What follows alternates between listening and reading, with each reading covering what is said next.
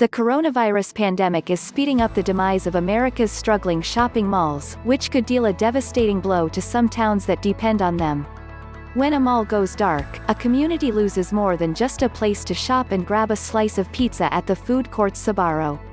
In many neighborhoods, the mall is an economic engine, hiring hundreds, if not thousands, of workers and providing a significant amount of dollars to the local tax base.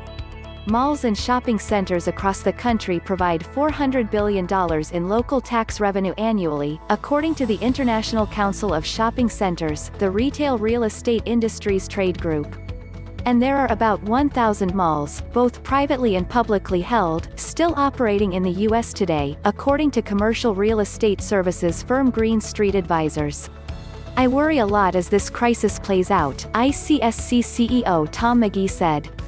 "Our industry funds everything from the fire and police to local infrastructure. In a pre-COVID-19 universe, teenagers would often land their first jobs at the mall. Kids would hang there after school. So-called mall walkers would use the open space in the mall before stores opened to the public to break a sweat.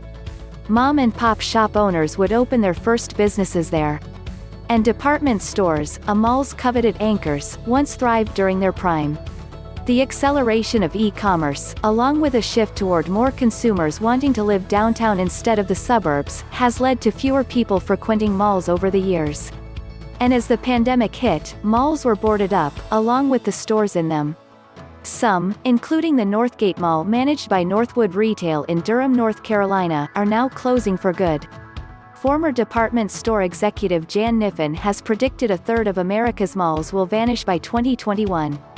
As retailers aren't able to pay rent on time, landlords of America's malls are not able to pay their own bills, making matters worse during the pandemic and speeding up this domino effect. The Tennessee-based mall owner CBL Associates warned earlier this month that its ability to continue as a going concern is in doubt after the retailers in its properties have skipped rent payments during the COVID-19 crisis, forcing CBL to miss two of its own interest payments. Should CBL be forced into bankruptcy, it would mark the first filing by a commercial real estate owner during the pandemic. The keys to CBL's 108 malls could be handed back to lenders. Some of its properties could be shut down permanently, if no new owners emerge to take over and run these assets. A CBL spokesperson declined to comment about a potential bankruptcy.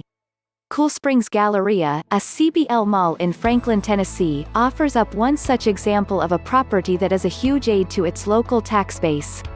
And as the mall has taken a hit during the pandemic, the town of Franklin is tapping into its budget reserves to make ends meet, according to one administrator.